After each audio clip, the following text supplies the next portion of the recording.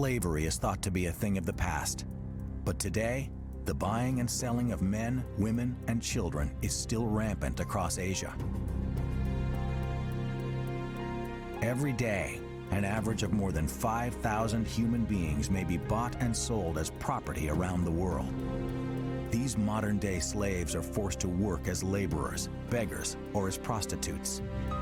Robbed of their freedom, victims are often physically and sexually abused. For years, criminals have preyed on the poor and the vulnerable, building an underground industry that has become known as human trafficking.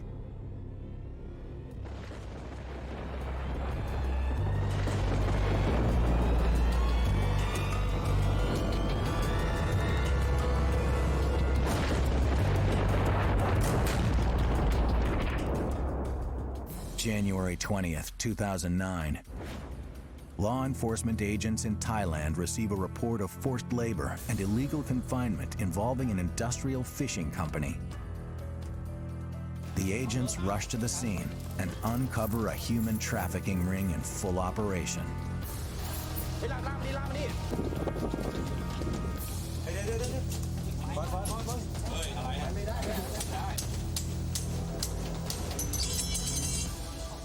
อย่างเรื่องที่มีญาติผู้เสียหายนะครับร้องเรียนเข้ามาขอความช่วยเหลือว่าสามีของตัวเองเนี่ยที่ได้เข้ามาทางอำเภอแม่สอดจังหวัดตากนะครับถูกหลอกนะครับไปบังคับค้าแรงงานบนเรือประมงนะครับเราก็ได้ทำการสืบสวนจนแน่ใจว่าโอเคมีตัวตนอยู่จริงถูกบังคับจริงนะครับเราก็ได้ประสาน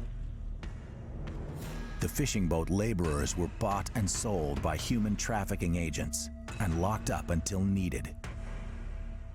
สายที่เราส่งเข้าไปปราบปรามในท่าเรือนั้นก็แสดงตัวเป็นเจ้าหน้าที่ตำรวจก่อนที่จะเข้าไปประกบตัวผู้เสียหายเพื่อที่จะคุ้มครองในขณะเดียวกันก็จะมีอีกชุดหนึ่งเข้าไปจับกลุ่มในหน้าหลังจากที่เรือเข้าเอารถไปรับคนจากเรือเพื่อที่จะมาขังโดยเอาคนเข้าไปในห้องแล้วขังล็อกกุญแจไว้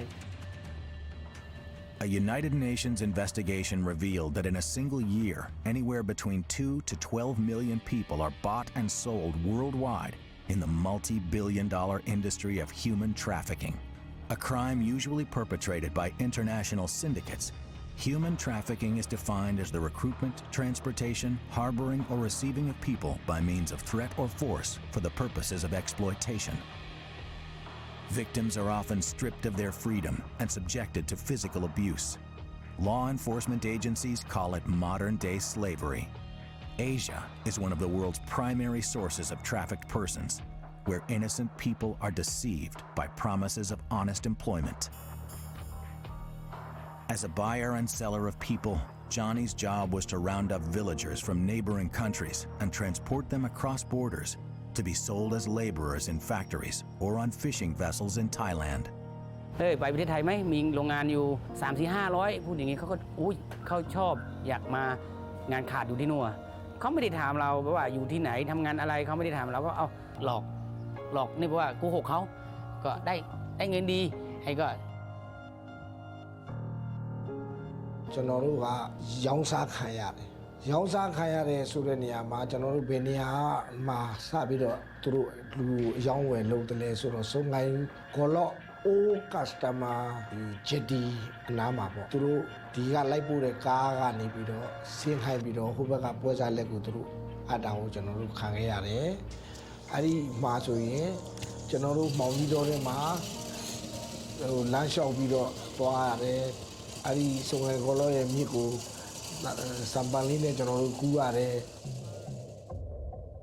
The ports and shipyards of Thailand have become hotbeds of human trafficking activity, where laborers are smuggled by the hundreds. Some men are sold straight to fishing vessels or processing facilities, while others are taken inland. ပြီးတဲ့အခါကျတော့ဟိုဘက်မှာသူတို့စိုက်ကယ်တွေနဲ့တည်သွားပြီးတော့ကားကူတော်လိုမျိုးတွေလှုပ်ထားတဲ့ရာဘာတော်ထဲမှာအဲ့ဒီနေရာတွေမှာကျွန်တော်တို့ကိုတင်းသွတ်သွင်းလာပြီးတော့မီးမရှိဘာမရှိနဲ့အဲ့ဒီလိုပဲကျွန်တော်တို့နေရတယ်ပြောအဲ့ဒီမှာ The villagers are exploited at every step along the journey. Human traffickers use deceit and coercion to ensure that they get every dollar out of the villagers before delivering them to their final destination. เดินทางมาหมด 6,000 แล้วก็ไม่ได้บอกเขาเราก็อยากได้กำไรแล้วก็1 ต่อ 2 I think that's an interesting thing. This one piece will make 52 layers. Watch on mobile devices or the big screen, all for free. No subscription required. ก็12,000 15,000 16,000ในลักษณะอย่างนี้15 ปีแล้วได้เงินมาเยอะสังคมเราลงทุน1 บาทได้2 บาท Trapped in a foreign country with no money and nowhere to go, the villagers are now at the mercy of their employers. But as modern-day slaves, they are neither cared for nor paid the salaries they were initially promised. The current status of human trafficking in the region is really alarming, and it's growing day by day. A lot of the cases that we are handling, we see that wages are not paid to migrant workers for 3 months, 6 months, and even up to 2 years. So these are all components of forced labor, which is growing each day. And for me, the agents, the recruitment agents, are human traffickers, whom I refer to as a new mafia in this whole area of migration and human trafficking. Once the laborers have been delivered to their new workplaces, all their basic human rights and freedoms disappear. All employers hold the passports of workers, and this puts them in a state of illegal confinement. Victims of human trafficking have little understanding of the tasks they are expected to perform. As a result, physical violence is a regular occurrence. ทุกตีทุกอะไรนี่เราปกติครับอันนี้ก็เขาก็สั่งมาทำไม่เป็นทำไม่ถูกก็ทุกตีครับ But physical brutality and a lack of freedom is often just the beginning of a series of horrors that a modern-day slave must face at the hands of a human trafficker. ကျွန်တော်တို့နေရတယ်ပြောအဲ့ဒီမှာမတိနားမလဲလို့သူတို့ပြောတဲ့အတိုင်းမလုပ်တဲ့လူတွေကိုဆိုရင်ရိုက်တယ်ထုတယ်ကန်တယ်ကြောက်တယ်ဒါတွေလည်းကြုံရတယ်တချို့ဘူးမတိပါမတိနဲ့မိန်းကလေးတွေလည်းကျွန်တော်တို့ရှေ့မှာနေမယ်ဆော်ကားခံရတာတွေလည်းကျွန်တော်တို့မြင်ခဲ့ရတယ်အင်မတန်အနေကြီးပါတယ်လို့ကျွန်တော်ပြောချင်ပါတယ် For young women who fall victim to human traffickers, a life of sexual exploitation is waiting. April 10th, 2011, Thai police prepared a raid a karaoke bar suspected of involvement in a human trafficking ring. Undercover investigators believe that numerous underage women are being forced into prostitution. ทางเราก็เลยรับแจ้งจากมูลนิธิให้มาติดตามช่วยเหลือเด็กผู้หญิงคนหนึ่งกระบวนการค้ามนุษย์จริงแล้วก็ได้แฝงตัวอยู่ประมาณสักเป็นอาทิตย์จึงได้เล่าสอบว่าร้านค้าเนี่ยเจ้าของชื่ออะไรมีใครบังหน้ามีกระบวนการยังไงมีลูกน้องกี่คน Police identify 48-year-old Umnwai Kwa Mungpan, the bar manager, as a primary suspect, along with her 2 male assistants. They are suspected members of a cross-border criminal organization that is bringing young women into Thailand from Cambodia and Laos. ในส่วนของการค้าประเวณีนะครับมันก็มีปัญหาอีกส่วนหนึ่งคือกระบวนการนายหน้านะครับกระบวนการนายหน้านั้นเป็นกระบวนการที่ชักจูงเหยื่อนั้นเนี่ยออกไปเอาเหยื่อไปค้าประเวณีในต่างประเทศเช่นเดียวกันนะครับก็มีกระบวนการนายหน้านะครับชักพาเหยื่อนั้นเข้ามาในประเทศไทยกระบวนการในหน้านี้อาจจะเชื่อมโยงเป็นขั้นเป็นตอนส่งต่อกันนะครับโดยในหน้านั้นเองเนี่ยก็ทำรายได้ให้กับตัวเองนั้นเป็นเงินประมาณเป็นเงินมากซึ่งก็แตกต่างกันตามแต่ราคาซึ่งไม่สามารถที่จะประมาณการได้ To gather enough evidence against the group, investigators realize they will first need to prove that sex is being sold in the karaoke bar. Several officers enter the establishment, posing as potential customers. พอได้จังหวะที่ว่าสายสืบเราเลยแฝงตัวไปเป็นผู้ล่อซื้อปรากฏว่าพวกเราเลยบุกเข้าไปชาร์จพร้อมกำลังทางด้านหลังประมาณ50 นายบุกเข้าไปจู่โจมจึงได้พบเด็กที่มีอายุต่ำกว่า10โดนล่อลวงมาจากนายจ้างคนนี้ครับ In total, 17 underage girls of Laotian descent are found to be working in the bar. Several girls testify to being deceived and subsequently forced into prostitution. Their passports had been taken from them, making it impossible for them to return home. Police also find a handgun and 9mm bullets. With more than enough evidence, the officers arrest the 3 suspects. รูปแบบของการค้ามนุษย์นะครับตามพระราชบัญญัติป้องกันและปราบปรามการค้ามนุษย์พ.ศ. 2551 นะครับเพิ่งบังคับใช้เมื่อ 5 มิถุนายน 2551 เนี่ยนะครับก็มีด้วยกัน 8 รูปแบบซึ่งจากการสำรวจสถิติเนี่ยนะครับก็พบว่า 68% นะครับเป็นการแสวงหาประโยชน์นะครับจากการค้าประเวณีนะครับรองลงมาเนี่ย 26% เป็นเรื่องของการบังคับใช้แรงงานอีกประมาณ 6% เนี่ยเป็นเรื่องของการเอาคนมาขอทานเป็นเรื่องของการแสวงหาประโยชน์ทางเพศในรูปแบบอื่น Criminals involved in the buying and selling of human beings have found a huge market for young girls in the sex industry. Targeting the lowest rungs of society, these predators seek out poor and uneducated families with attractive young daughters. The human traffickers first approach the parents of the young women with job offers and cash up front.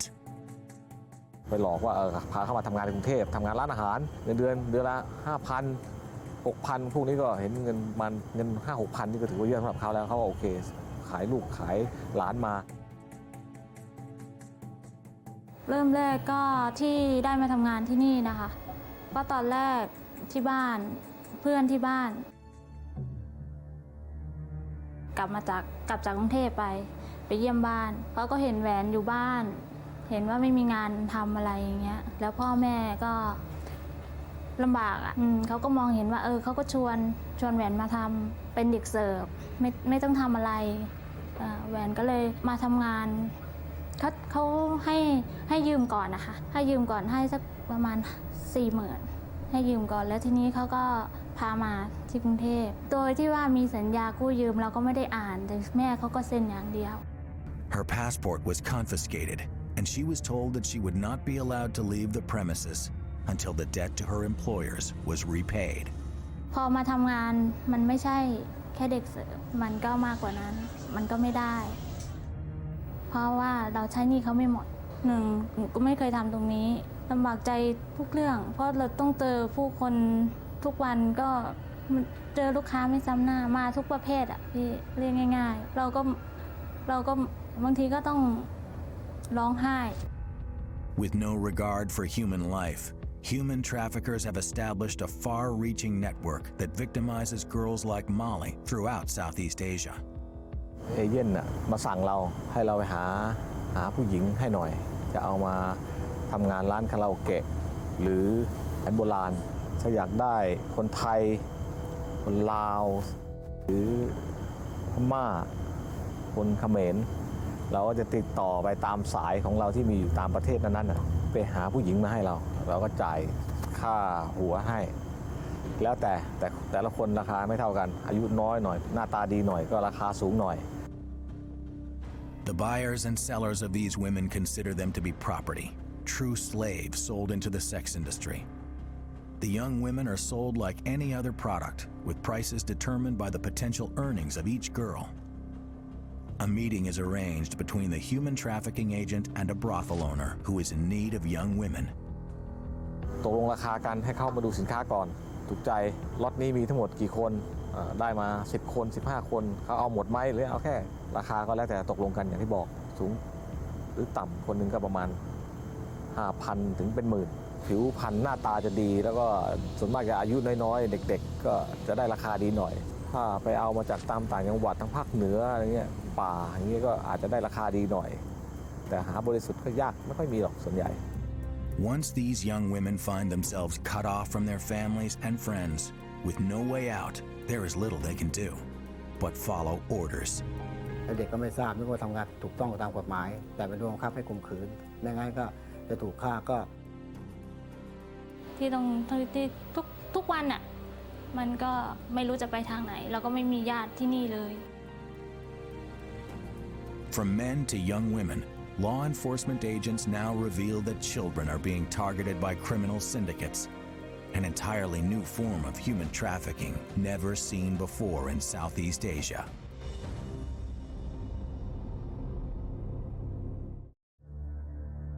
The illegal trafficking of people is an industry valued at $39 billion globally. For the career criminal, it's a potential source of revenue that cannot be ignored. Not even children are safe. In recent years, a disturbing pattern has been uncovered by investigators.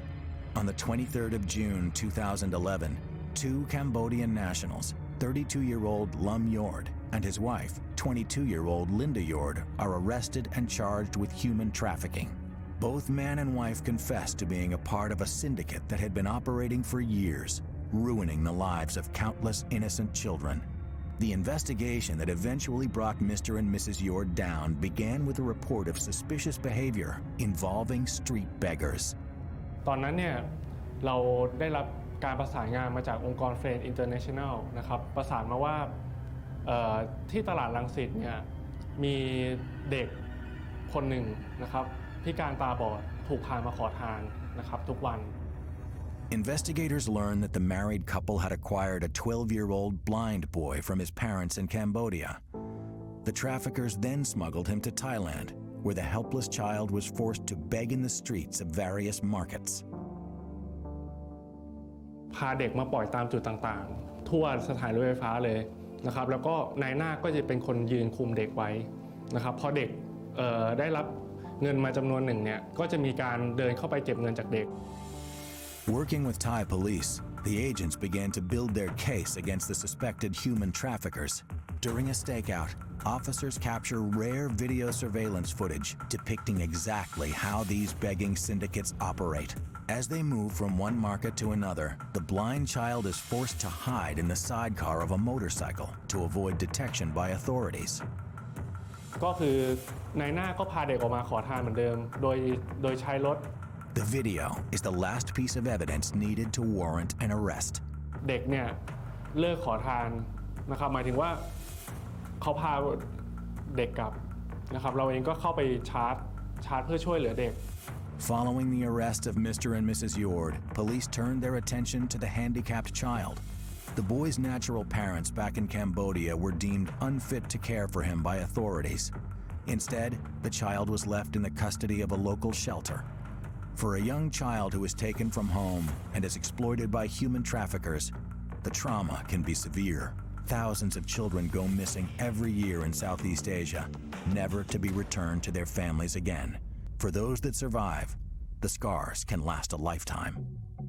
Julie was taken from her family in Cambodia when she was just 5 years old. An agent offered her mother several hundred US in exchange for the right to take her to Thailand. Now, 10 years after being forced to beg in the streets, the pain is still fresh in her mind.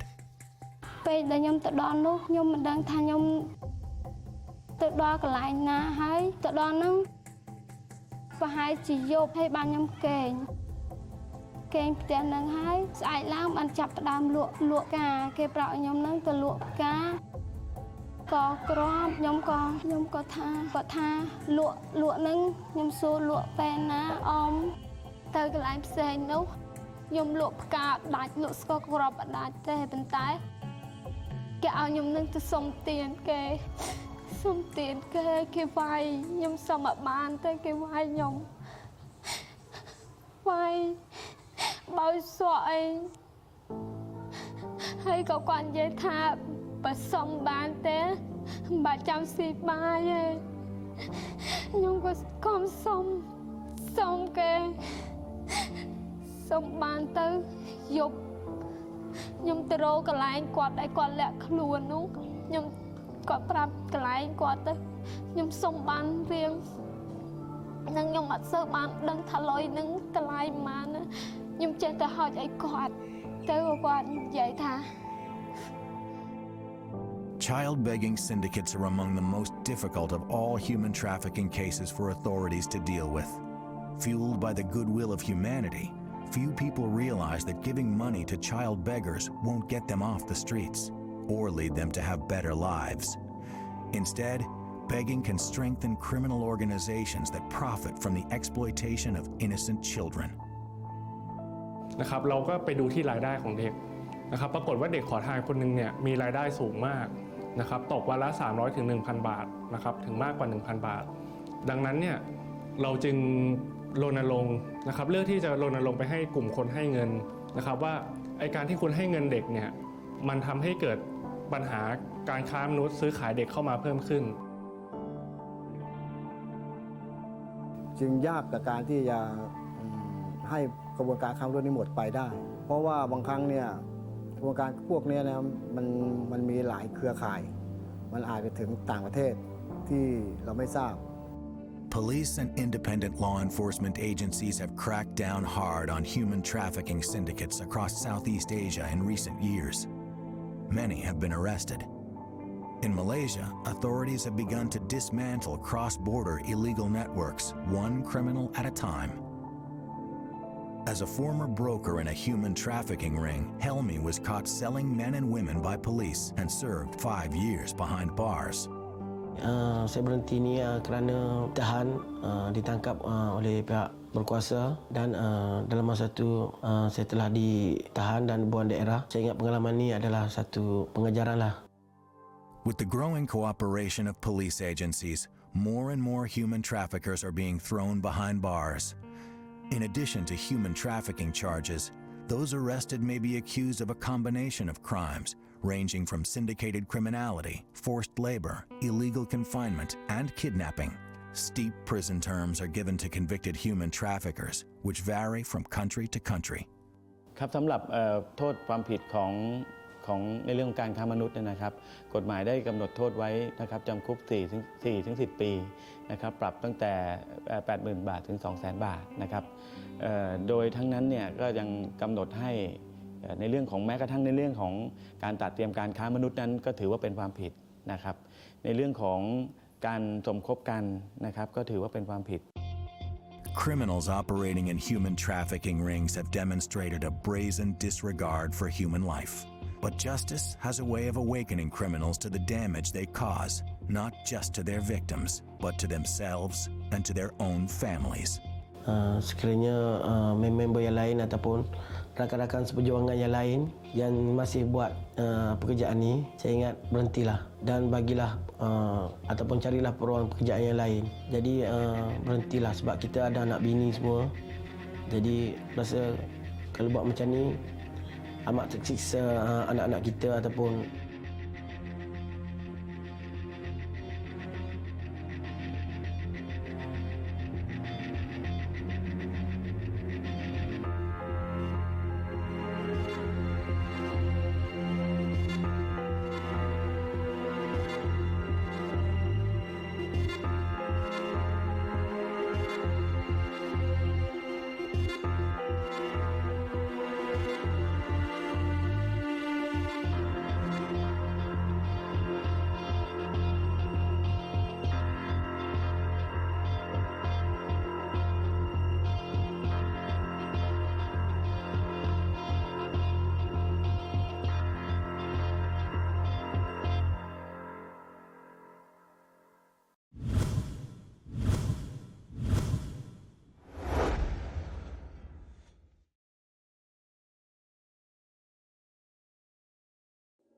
Money, greed, and the lure of winning big. The World Lottery Association estimates that the illegal gambling market is worth $90 billion annually, and Asia accounts for most of it. You can bet on almost anything, from pigeons to sports, and few escape the trap of gambling addiction. This billion-dollar shadow economy is run by criminal organizations, driving society into moral decline, destroying families, and at worst, lives.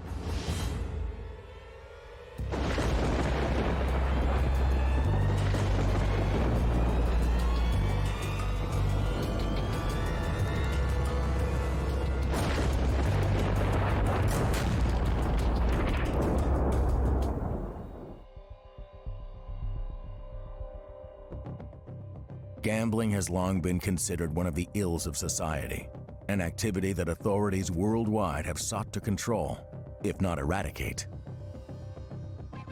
Across Asia, gambling laws are strictly enforced, but millions still flout the law, and gambling addiction is widespread.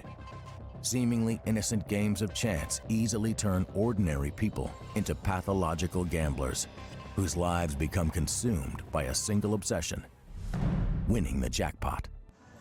But gambling today is no longer confined to casinos and racetracks. The internet has become the front line of illegal betting, where money can easily change hands at the touch of a button. For more than 2 years, 23-year-old Tan has been an online bookie for an illegal gambling website in Taiwan, taking bets on just about anything. 就各欧洲的足球啊，然后美国职棒啊、台湾职棒、日本棒球、韩国棒球、曲棍球，然后台湾的大乐透，各国的股市几乎都有在做。我们目前做下注的动作啊，那是先在网络上他先下一个金额，跟我们通知说他这注要下到多少钱。The website makes it easy for gamblers to place their bets and allows criminal bookies to keep track of countless wagers.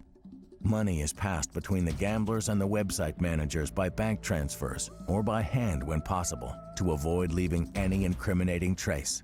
For the owners of the illegal business, these underground activities can be highly profitable. 那到开盘结束，我们每周结算的时候，再来跟他做收注的动作。那比如说，如果他这周是他赢了，那我们就会送现金过去给他。那如果他输了，结算后是他输了，我们就会跟他收取现金。有时一周可以收进20-30万，那何不做呢？ The website is set up outside of Taiwan to avoid detection from authorities. The shady online bookies take every precaution to make sure they stay one step ahead of the cops. Identities of new clients are checked thoroughly before they're given an account number and password to use the website.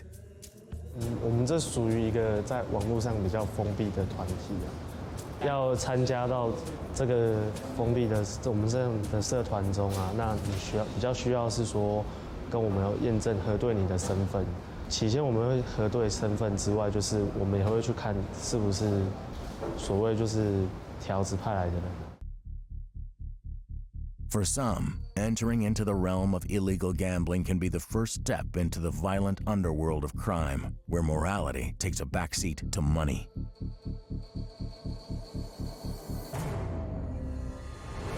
The trend of pathological gamblers is that society is beginning to realize now that there are this group of people who get hooked onto gambling to such an extent that they cannot break free. When you do not get what you are looking for in your gambling, it can have tragic outcomes. For example, you may resort to violence. In the Taiwanese capital of Taipei, on the 12th of September 2011, a 20-year-old owner of an illegal gambling business was brutally murdered. Jiang Qingming was hit by a car, dealt a brutal blow to the head, and was then stabbed 10 times by one of his clients, a gambling addict. Jiang's body was later discovered in the trunk of his own car.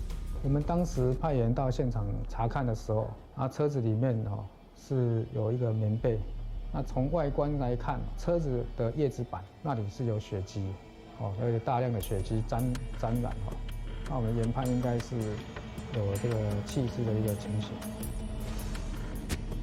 Incredibly, the killer posts a confession on Facebook. Just 2 days later, police track down Huang Jingqi and arrest him. Officers are stunned to confront a seasoned gambling addict, aged just 17. Further interrogation revealed that the murder was viciously premeditated. 整个案情都说明得非常的清楚，一个犯案的过程，我讲得非常的详细。这个部分我们可以大概研判应该就是一个预谋杀人的一个状况。Huang describes the crime to his interrogators in detail. It all began with a simple bet on a baseball match. Teenager Huang loses the bet and owes his bookie Jiang $330. Jiang takes his car to meet the young man and demands payment. 死者跟凶嫌有谈判过，他在车上是有讲过，你到底有没有钱，然后又扬言说你是耍我啊，然后那扭打的过程哦，他就从口袋里面啊持那个玉长的一个刀哈，就以棒躺的方式吧，就往他的脖子跟头部连刺这个大概有10几刀之多，实在是太残忍了。Trapped in a debt he could not repay, Huang claimed that he feared for his life and had no other choice but to kill Jiang. 至于这个为什么要杀人，据这个少年他是说，因为他欠下的赌债啊，并且被扬言说可能要开枪，甚至要杀死他，那他说如果说他不杀他的话，他一定会被杀死。Huang's case is currently in the courts. If his plea of self-defense fails, Huang is too young to be given the death penalty, but still faces a minimum of 10 years in jail. The murder is a grisly reminder of the deadly consequences of gambling addiction, but it also sheds light on a disturbing regional trend. In some of the youth surveys in Singapore and in Hong Kong, we found that the rates of pathological gambling or problem gambling among youths would be twice that of the adult population. That means something between 7 to 8%. There is mounting evidence that the billion-dollar gambling industry is targeting a younger generation like Huang. In Asia, gamblers under the age of 18 are 2 to 3 times more likely to become addicted. The hard facts are frightening. 我今年18岁，已经玩线上赌博已经玩2年了。我当时是朋友介绍才接触网络上赌博这块。我通常下注都是下美国棒球，还有台湾棒球，美国 NBA。之前下过，就1个礼拜都输啊，输了6、7万有。The vast demand for illegal betting in Asia is now the lifeblood of major criminal networks. Empowered by huge profits, these syndicates are not afraid to seek out new markets. The Taiwanese mafia has now turned its attention to the nation's favorite competitions, buying professional athletes and fixing matches for million-dollar payoffs.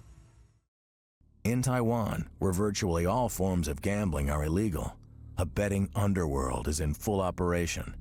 Obsessive gamblers can bet on almost anything.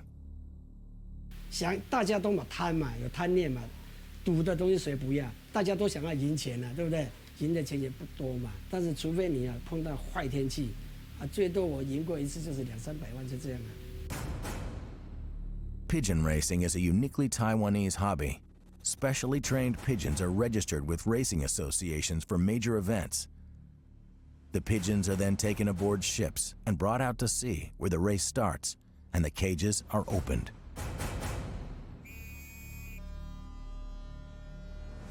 The birds are trained to find their way back to land along a specific route, flying over sea and mountains to a designated finish line. 台湾的那个赛鸽运动养鸽子的这个活动了从日据时代就开始有了。现在的比赛大概都是海上竞享，单一季就差不多十几万只了。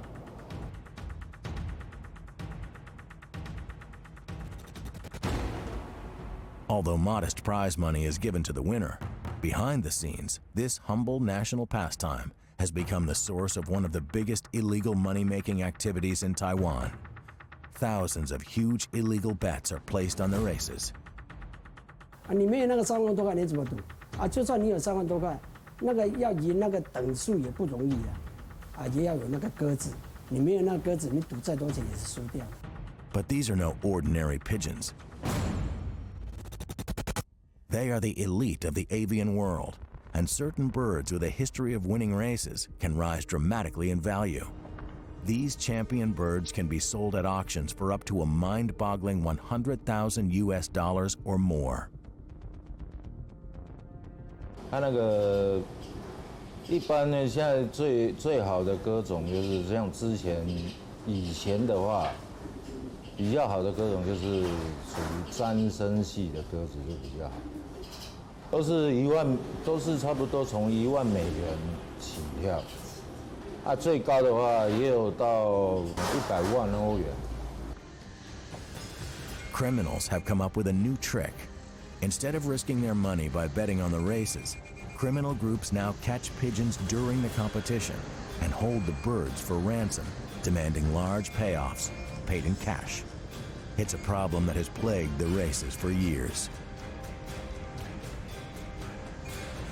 我所认识的朋友做这个网鸽子的动作差不多有10-20年了，都在山区。网子有没有？网子是靠2个人啊，2个人就是看鸽子如果飞过来的时候啊，然后网子把它拿起来。我最多看过200多只啊。Once the birds are captured, these criminals demand hundreds or even thousands of dollars in ransom money.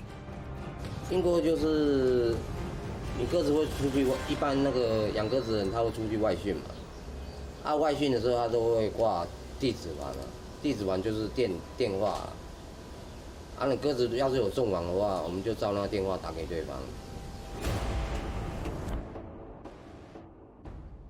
网鸽子的人跟你通知啊，他没有跟你通知，你那鸽子就没有可以回来了啊。你如果钱不付，有的鸽子它脚把你剁掉，2只脚剁掉把你放回来，很坏哦。会了以后，然后我再把你的鸽子放回去。如果说遇到这个问题的话，通常的做法有很多种有的人是把尾巴整个给你拔掉比较还有更残忍就是把2只脚都剁掉。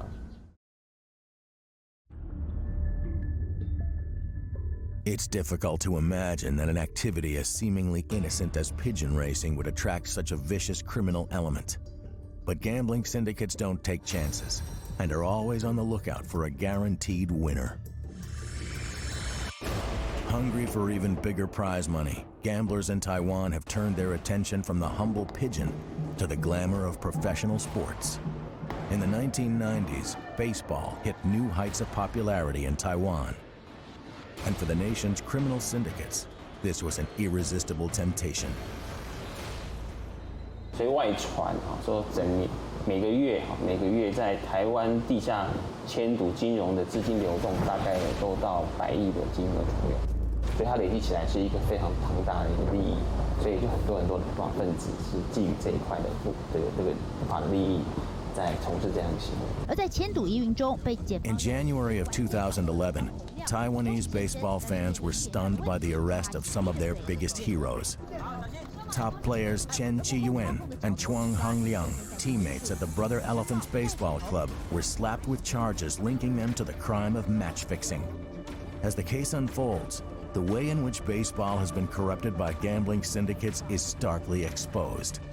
Chuang Hongliang was accused of negotiating a deal between gangsters and his teammates. 庄洪亮他的角色呢，在我们俗称就是所谓的白手套。对，白手套的意思呢，就是说他是借在下赌的人。对于这些现在现役的球员来讲，他是一个前辈，所以这些现役的他只要去说的话，这些学弟有可能很多都会去听他的。Now on the payroll of the powerful Taiwanese mafia, Chuang's job is to persuade his teammates to throw a game. He convinces superstar slugger Chen Qiyuan to intentionally lose a match that they were expected to win. Chuang and his associates begin to draw other players into the fold. And like mafias around the world, these criminals can be very persuasive. 他们一开始一定是先笼络你，给你好处，比如说给你钱，你是不是需要钱？好，给你钱。你要买车，没关系，我借你钱买车。然后或者是带你去上酒店，反正用各种方式去笼络你，然后最后要你跟他一起打假球。他们做法是这个样子。其实一贯的手法就是用金钱上的诱惑嘛，金钱上的诱惑就是一个很大的对人性很大的一个考验，对啊，因为现在加上环境不是像以前，职棒元年那时候这么好嘛，我觉得薪水太少不是一个借口吧。And it wasn't just the players that the mafia exploited. The elaborate scam involving the Brother Elephants Club reached the very highest rungs of the baseball organization and beyond. 其实组成有非常复杂的，有些是黑道分子，有些是以前的就有金主、有钱的人，还有地方政治人物。Prosecutors realized that the trail of corruption extended higher and wider than anyone had imagined possible. In all, 24 people, including several baseball stars, were sentenced. But the mastermind behind the crimes turned out to be former politician Wu Qianpao. After a 3-month trial, Wu was slapped with the heaviest sentence, 7 years in prison and a fine of $330,000. Some believe Wu got off lightly. Faced with increasing levels of illegal gambling, prosecutors today fight for a maximum jail sentence of up to 10 years and fines of up to $1 million for those caught. Following this catastrophe for Taiwan's national sport, police are now monitoring games a lot more closely, in the crowd and especially on the field. 那我们拍的目的就是不是拍球赛的进行，是拍球场内部所有的状况。我们刚刚提到很多这个不法的这个集团他下达打假球的指令是在球场内部对球员下达。With baseball now under the close scrutiny of the authorities, gambling syndicates have begun to look for other equally lucrative targets. And with an estimated 40 million gambling addicts in Asia, ruthless criminals continue to grow their businesses, leaving thousands of broken families and ruined lives in their wake. On the small island nation of Singapore, an estimated 80,000 gambling addicts have fueled illegal gambling operations. 23-year-old Joshua Fu knows just how these underground networks operate from first-hand experience. 6 years ago, while posing as a manager of an ordinary internet gaming center, Joshua ran an illegal gambling den. The scam started when Joshua and his associates set up what appeared to be a legal business. We will hire one guy of a legal age that he can own a business, of course. We will put a lump sum into his bank, but of course the account and everything is under his name, but the credit card, everything, the password is all in our hands. This unknown fella is obviously our friends. He will register down the legal shop, whether it's a restaurant, a billiard salon, a barber, to a land shop. And so the means saying the eyes of the law is legal. But what's happening behind the scene is a different story. Operating licensed internet cafes and computer arcades, syndicates were able to run under-the-counter computer casinos in what appeared to be legitimate shops. Gambling software was installed on the computers, like live poker, roulette, and slot machines, similar to a real casino where gamblers exchange cash for chips at the start. Joshua's clients paid for digital credits in order to play the games. This was money that the gamblers were told they could win back if they were lucky. But unlike true games of chance, these computer games were being manipulated by the syndicate. I'll be very honest, okay, we actually can control the game, meaning they will never win. There's actually no chance of them winning big money. As a prominent member of the gang, Joshua controlled 5 of these digital casinos. But Joshua was just one cog in the syndicate's machine. All the money he extracted from the gamblers ended up in the pockets of the boss, whose identity was carefully concealed. We work for a boss. He's actually the chief of the gang. Okay, he will sponsor the money, he will give us the contacts. Cut it short, he give us the road and we walk it ourselves. Joshua had his criminal lifestyle cut short when police raided one of his operations in 2007. Although his syndicate bosses had promised that they would protect Joshua from the law, they ended up betraying him. Joshua was abandoned by the criminal organization and was threatened with death if he ever dared to speak of their work again. Today, he urges those still involved to get out while they can. They are fighting for all these people who are unknown. And what happens is that who's going to face the music? I am. I will go to jail, okay, or maybe even die. Die in the streets, man. I have my friend who has 3 fingers all chopped off, attached back, but no longer in use. What's the point then? Come on, it's ridiculous. Criminals in Asia's gambling underworld now have few places to hide. Authorities in Singapore continue to stay one step ahead of the game. The problem is that gambling is so addictive that the syndicates can always find new customers to exploit, and Asians seem especially vulnerable. We've seen the data coming out of most established studies, and compared to the Western countries or the Caucasian populations, Orientals tend to be much more involved in risk-taking activities, especially gambling. It seems to be in the blood, so to speak. In our studies in general communities in China, in Hong Kong, Singapore, Macau, most of the time it would appear that approximately 2% of the population gets to be pathological gamblers. Like hard drugs, gambling can lead anyone down the slippery slope to addiction, debt, and even death. For example, the social problems of seeing family dysfunctions, family aggression when somebody gets involved in gambling.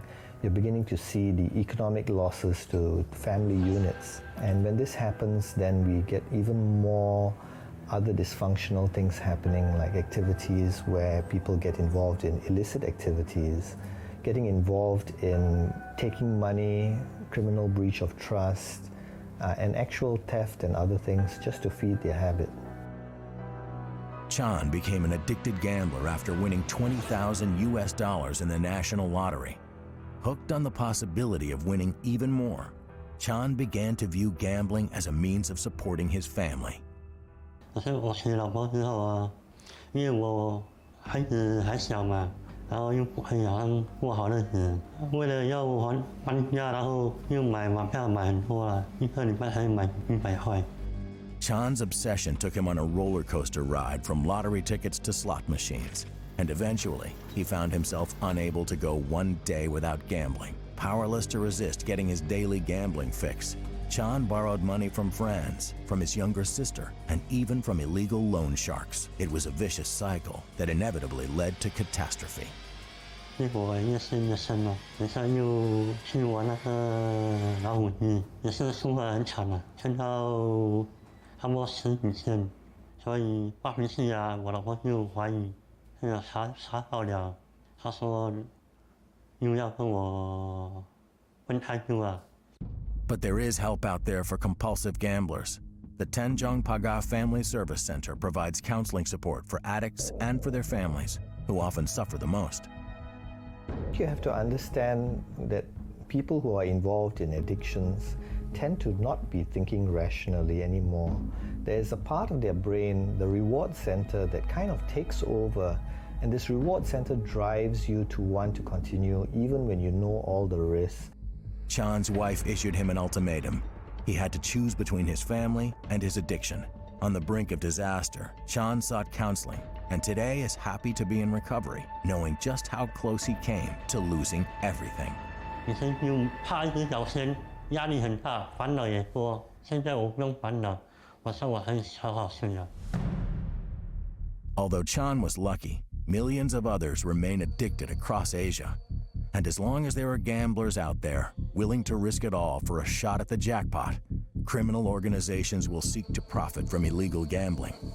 These illicit thrills are always short-lived, dangerous pleasures that cost people their possessions, their families, even their lives. And when all the cards are dealt, it's just not worth the gamble.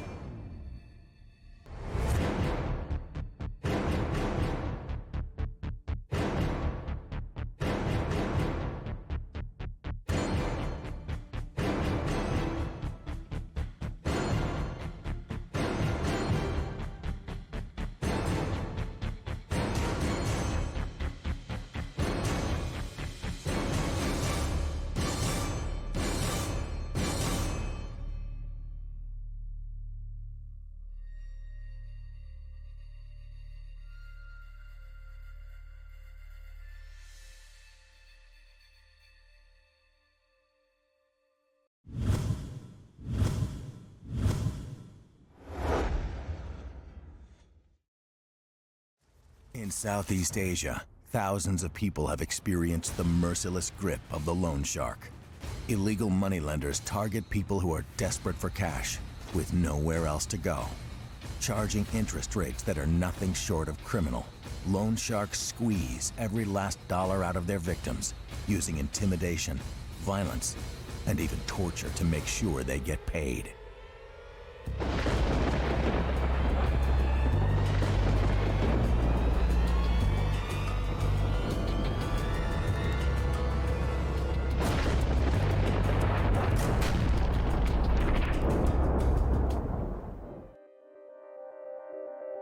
In 2011, in the Southeast Asian nation of Singapore, notorious loan shark Khoo Joo Huat was the subject of an intense 12-month police investigation.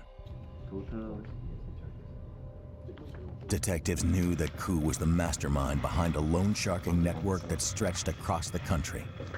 But what officers lacked was the hard evidence to put him away.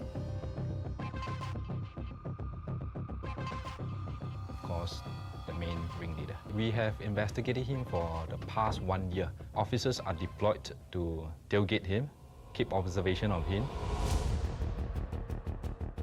Police work revealed that Khoo owned a vintage car, a motorcycle, a large apartment, and a lavish penthouse. Officers were granted a warrant for his arrest. On January 24, 2011, police entered the home of 39-year-old Khoo and began collecting evidence. A laptop and several mobile phones were found, loaded with the names and phone numbers of Khoo's accomplices and clients. In addition, $40,000 in cash is found at one of his homes.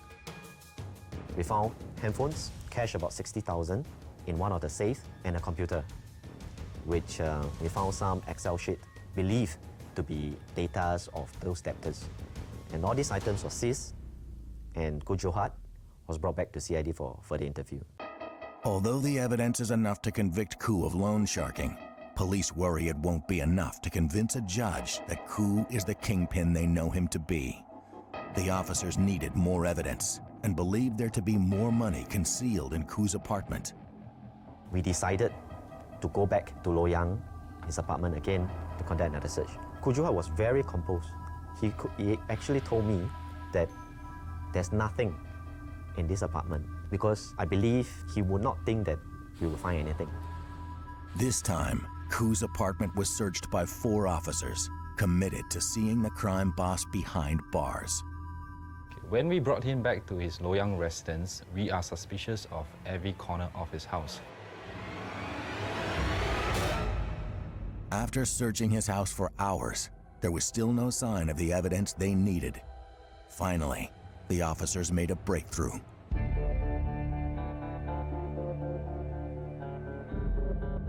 On the first floor, we did not find anything else, but on the second floor where the bedroom is, we found a wardrobe. The layout of the room is quite interesting. So we started to knock on the wall. At the back of this wardrobe, there's a hollow sound. That's when we exert more force to knock on the wall behind the wardrobe. That's where we found an entrance to a concealed room. It was a critical moment in the investigation. Officers carefully searched the secret room. 2 combination safes were found, each completely filled with bills. When you open up the safe, we found that these 2 safes was stuffed, literally stuffed, with $50 notes to the rim. And also coins, 2 big plastic bags of coins was found inside the room. We also found documents of bank statements belonging to Khoo Joo Huat.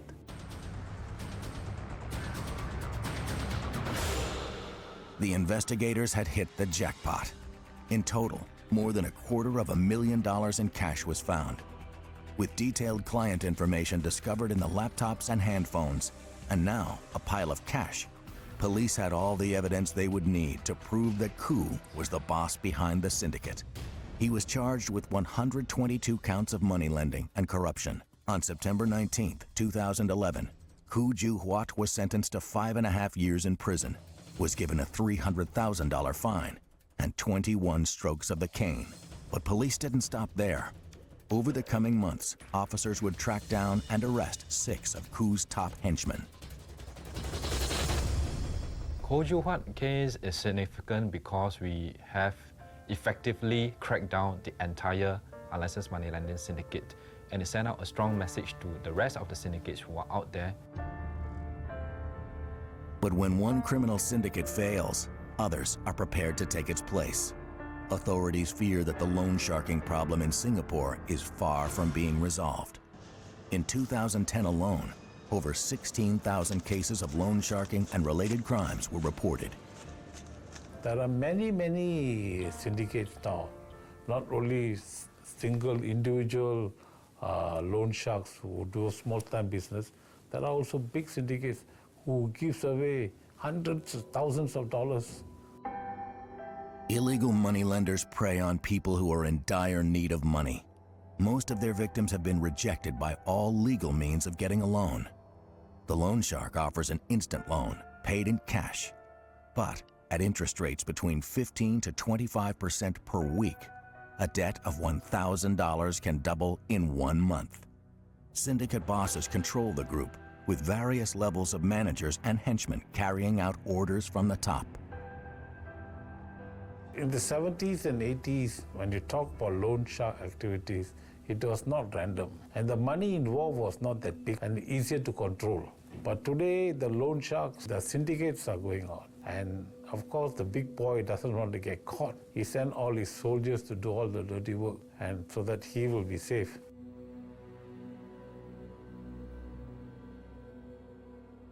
How it works. Okay, I don't know. My boss is second man or he's a third man. We don't know. Only they know. You take from who give you this order, who give you this order. It's very confidential. Sammy is a former gang member who entered the loan shark syndicate starting at the lowest rung. Known as a runner, Sammy's job was to recover money from those who had not paid up by any means necessary. We do 2-3 attempts. Polite way, aggressive way, threatening way. 3 ways we use. Cannot, then we have to use violence. We wait early in the morning, we see what time he go work, 6, 6:30, 4:30, we hide below. When he come, we carry a pipe and everything, break his leg. With police in Singapore cracking down on loan shark operations, the syndicate's tactics have changed. To avoid the attention of police, loan sharks now use harassment intended to publicly shame the debtor. We go and shout at the door, make the neighbors see, make them embarrassment. Follow them, trace them, go to shopping center, market, go there and shout, you see. So these are the solution. But outside of Singapore, loan sharks are becoming increasingly violent in the way they recover their loans. Across the border in Malaysia, illegal money lending syndicates are kidnapping and chaining up their victims for months, using violence and physical torture to get their money. Across Asia, loan shark syndicates are showing just how far criminals will go for money. In Malaysia, illegal money lending groups use fear and violence to keep the cash flowing.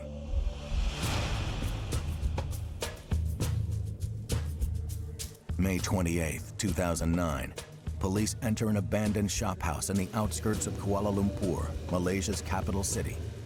What they uncover is one of the most extreme cases of loan shark brutality ever seen in Malaysia.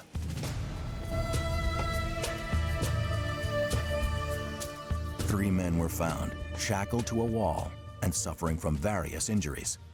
The men had been locked up for 2 months, fed only bread and water, and had been repeatedly beaten with sticks.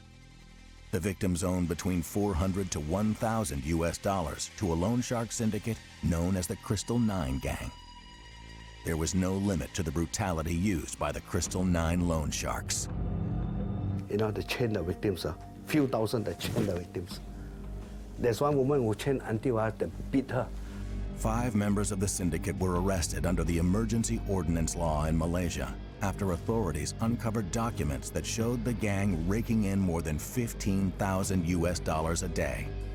This extreme measure is rarely used by authorities, skipping formal court proceedings and sending the criminals straight to prison. The police used the EO, emergency ordinance, and put them in the lockup, for a few years. EO no need trial, you don't have to go to court. And that in fact, is a form of a deterrent. The Crystal 9 case brought loan sharking into the spotlight, spreading the fear that many more groups could be conducting similar operations. Investigators began looking into the nature of these organizations, revealing why ordinary people turn to these criminals for financial help. One phone call, the money can be even banked in, or the money you can just go meet in certain places and you get it. And that is how they get so convenient. So in this case, many would like to take on the loan shark. Whereas if you go to the financial institution, you go to the bank for that matter, you know how long it will take. Months before you get approved. Loan shark syndicates are now highly organized, looking into every aspect of their clients before approving a cash loan. A former member of a loan shark syndicate, Tong, was responsible for conducting background checks on new clients.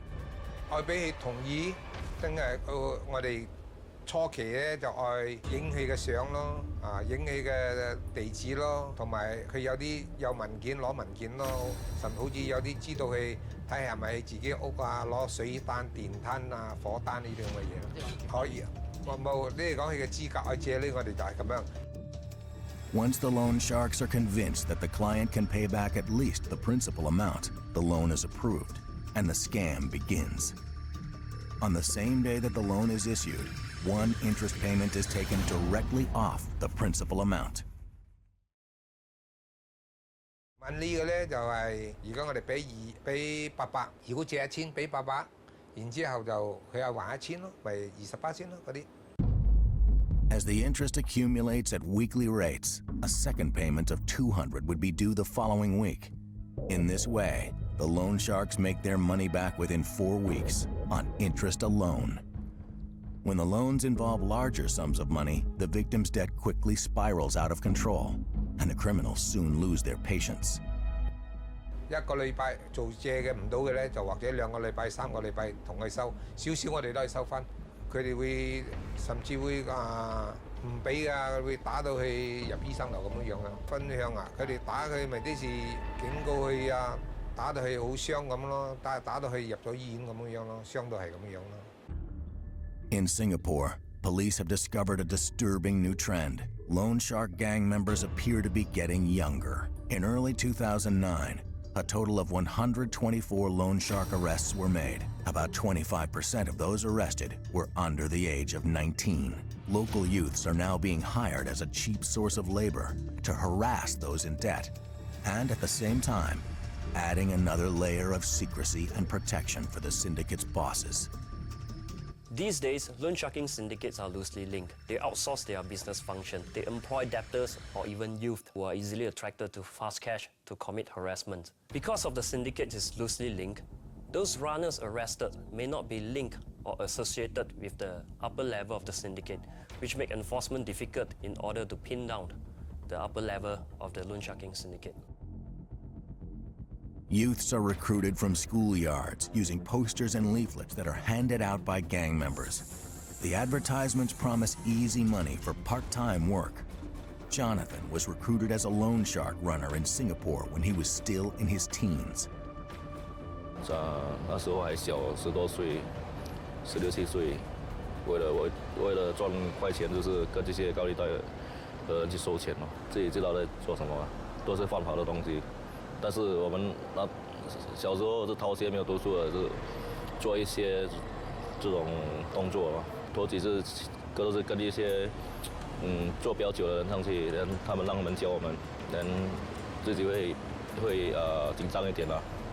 收了几次的话，跟他们这种 SB 的去收几次，自己也觉得很 normal 咯。Youths are paid about $40 to throw red paint at the homes of those who haven't paid up. The more houses they cover in paint, the more money the youths make. 不会紧张，只是觉得好玩啊。那个时候，我们一开始去找这些人收钱的话，我们就是3、4个人去收，楼下2个都是 standby 在楼下看有没有警察来，另外2个就上去楼上。那个屋主欠高利贷的人，他不想还的话，我们就是离开那个地方。离开那地方就半夜，我们就上去喷漆啦、泼漆。Over time, however, Jonathan's criminal activities began to escalate. The syndicate bosses started to demand increasingly violent acts from the youths. 我们上门敲门，找这个人的名字，有几次老板不想收回来，我们就是打他，打得蛮严重的。From beatings to kidnappings and recruiting youths to do their dirty work, loan sharks have become extremely violent and unpredictable in their methods. With the strike of a match, the loan shark syndicate threatens to put an end to the life of a debtor and potentially kill countless others in the process. Violence and greed fuels the loan shark business in Asia. Debtors are forced to pay interest rates that are nothing short of criminal. And when loan sharks come calling, not even the victims' families or neighbors are safe. Aside from physical beatings and torture, these groups have also been known to vandalize homes and cars using acid. But perhaps the most dangerous of all tactics is that of arson. Recently, loan sharks has adopted a more aggravated techniques in committing their harassment, such as setting fire at your house. This act itself definitely causes dangers not only to debtors, but also to other innocent victims staying at the same area. Numerous cases have been reported of fires being set by loan sharks in an effort to strike fear into their debtors. In central Singapore, in 2011, 4 men were charged with setting fire to the front doors of 8 apartments. With more than 500 people inhabiting these buildings, the incidents could easily have resulted in disaster. I tell you some of these, what you call the employee of the loan shark.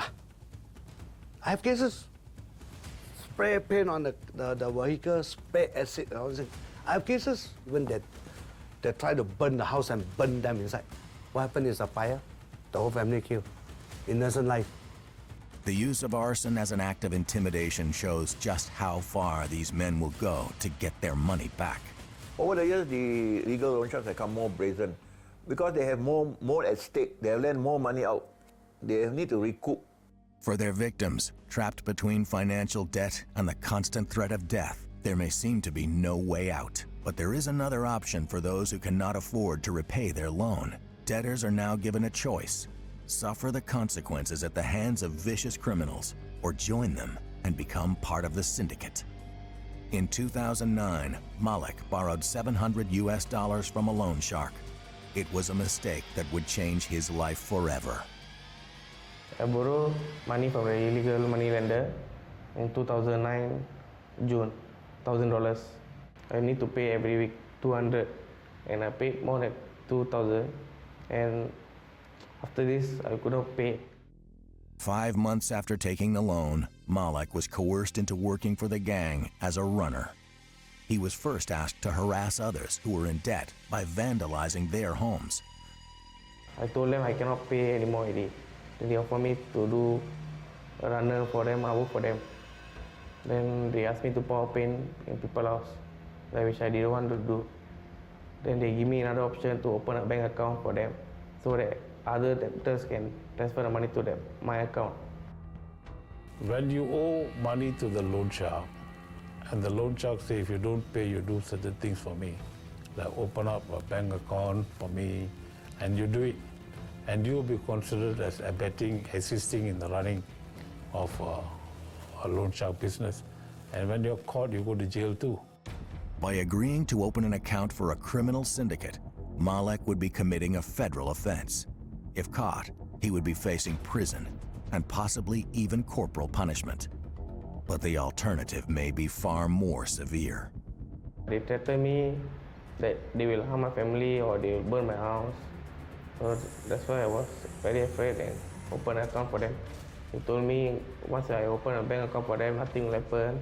Nobody will know. That they told me I trust them, but in the end I was sentenced to prison. Any person who is convicted in assisting the loan sharks, such as opening of bank accounts, will face a fine of between 30,000 to 300,000 and the imprisonment of not more than 4 years. Caning of not more than 6 strokes may be imposed as well. There are a lot of people who say this is not fair because the victim had no choice. But he had a choice. He could have reported the matter to the authorities, that's what he should do. Because if he doesn't do that and he continued to help the loan shark, he's going to get into bigger and bigger problems. Cases like Malik's have alerted authorities to the growing crisis. Singapore police have since launched a crackdown on loan sharking activities, forming specialized units to topple the criminal syndicates. In 2010, a dedicated anti-loan sharking unit called the Unlicensed Money Lending Strike Force was set up in the Criminal Investigation Department, where the upper echelons of the loan shark syndicates were targeted. After 2 years of specialized criminal investigations, dozens of syndicates across the country have been dismantled. On a single night in November of 2011, Singapore police arrested a total of 86 gang members in one of the biggest loan shark takedowns in Asian history. Many coverts and also overt officers are deployed at the ground for successful operations. So such island-wide operations have been crucial and successful for the police in crippling and also disrupting the loan sharking activities. With police taking down criminal syndicates from top to bottom, former gang member Tong knew it was time to get out of the loan sharking business. After 15 years of flirting with prison, Tong witnessed the arrest of 3 members of his syndicate, an event that forced him to reevaluate his criminal life. 做呢啲唔可以長期噶嘛，因為我哋自己有啲好多捉到啊、坐監啊、出嚟啊，所以你哋咪話壞人咯。好人嘅生活我哋都係想去過，不過我哋都冇嗰個機會嗰個時候。Criminals who use extortion and the threat of violence to ruin lives and destroy families live in constant fear of the authorities. But Tong now strives to make an honest living. And although it is a far cry from the loan shark group he once helped to control, Tong appears to have turned over a new leaf, saying goodbye to the criminal underworld forever. 所以會有壞人有好人咯。我哋叫做唔好彩啲，咪行咗所以我哋都行呢條咁嘅路咯。不過而家我上咗咁嘅年紀，我哋會改變我哋嘅方式。而家我已經冇做咗。